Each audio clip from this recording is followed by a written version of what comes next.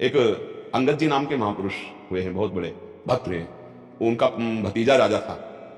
उनको बिल्कुल किसी साधु महात्मा भक्ति भगवान कोई मतलब नहीं, 100 का 100%। अब उनका जब ब्याह हुआ तो उनकी पत्नी बहुत ही सुशील और गुरु किए हुए और रात दिन भजन में लगने वाली। देखो भाग्य की बात देखो, जब उस घर में आई तो कहीं ठाकुर सेवा नहीं, कहीं कोई भगवान नाम नहीं, कोई बिल्कुल विलासितापूर्ण जैसे राजाओं के होते। बहुत प्रवीण थी। उन्होंने बाहरी कुछ भी भक्ति का वहां कुछ नहीं किया, अंदर ही अंदर भगवान का चिंतन करते हैं। अब रोज संतों की सेवा उनके घर में होती थी, राजकुमारी थी, और उनके गुरुजी कभी कभी मिलने आया करते थे कृपा करके। अब वो सब संत सेवा नहीं, गुरु मिलन नहीं सब। तो एक दिन उन्होंने एक अपने निजी दासी से पत्र लिखकर अपने मायके भेजा, एक बार गुरुजी के दर्शन हो जाए। पर हमारे पति बिल्कुल नास्तिक है, बहुत संभाल करके दासी से कहा जब वो ना हो तब उनको लाना। तो राज दरबार चले गए थे। गुरुजी आए तो चरणों में अभिषेक करके भगवान की तरह पूजा करके उनको आसन पे बैठाल के आप चरणों में बैठी थी और उपदेश वो दे ही रहे थे, इतने में वो आ गए और वो बिल्कुल अश्रद्धालु थे। वह खड़े हो, ये साधुता है कि किसी भी पुरुष की स्त्री को एकांत में बैठालकर आप उपदेश कर रहे हैं, क्योंकि उनके अंदर कोई श्रद्धा भी नहीं थी। तो उनका आप निकलिए, इसी समय महल से निकल जाए, इसमें तुम्हारी इज्जत बची रहेगी। तो उनको पहले बता दिया था, इसलिए वो मुस्कुराए और कहा बेटी धैर्यपूर्वक रहना, ये तुम्हारे धर्म की परीक्षा। और उठे और चल दिए। ये बर्दाश्त नहीं हुआ उनकी पत्नी को। उनका मैं आपसे कुछ कह तो नहीं सकती, लेकिन आपसे ना अन्न ना जल और ना आंख खोलकर आपकी तरफ देखूंगी, आप चाहे मार डालूंगा। आपने मेरे गुरु का मेरे सामने अपमान किया, मैं जीऊंगी नहीं। अब ऐसे भूखे प्यासे रहकर अपने प्राण त्याग दूंगा। लेट गए आसन में, और वो इतनी सुंदर सुशील स्वभाव की थी कि उनका चित्त आसक्त हो चुका था।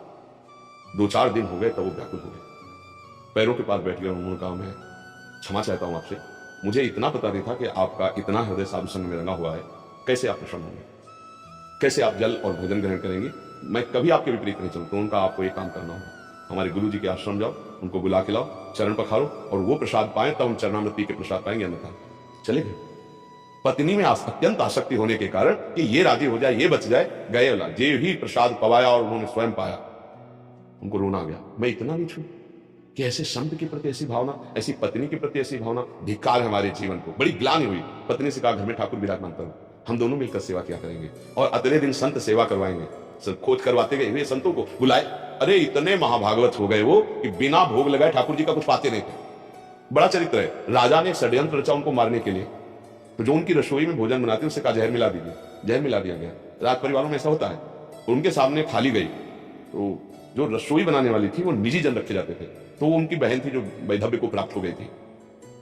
जब पाने को बैठे तो उन्होंने कहा, उनकी बिटिया थी जो रसोई बनाने वाली थी, कहा हम रोज उसको अपने संग पवाते हैं, आज दिखाई नहीं दे। बोले नहीं आप पा लीजिए।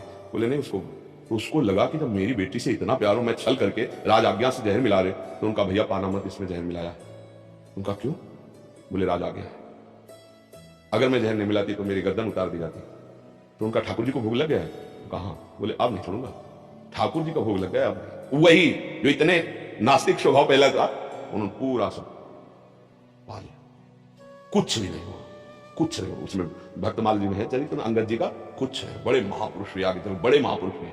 तो हमें लगता है कि यदि हमारी भक्ति शुद्ध है तो परिवर्तन तो परिवार का निश्चित हो जाएगा, आज नहीं तो कल। हमको द्रोह नहीं पैदा करना चाहिए, हमें अपनी भक्ति अंदर से बढ़ानी चाहिए, भगवान से प्रार्थना करनी चाहिए, तभी मंगल।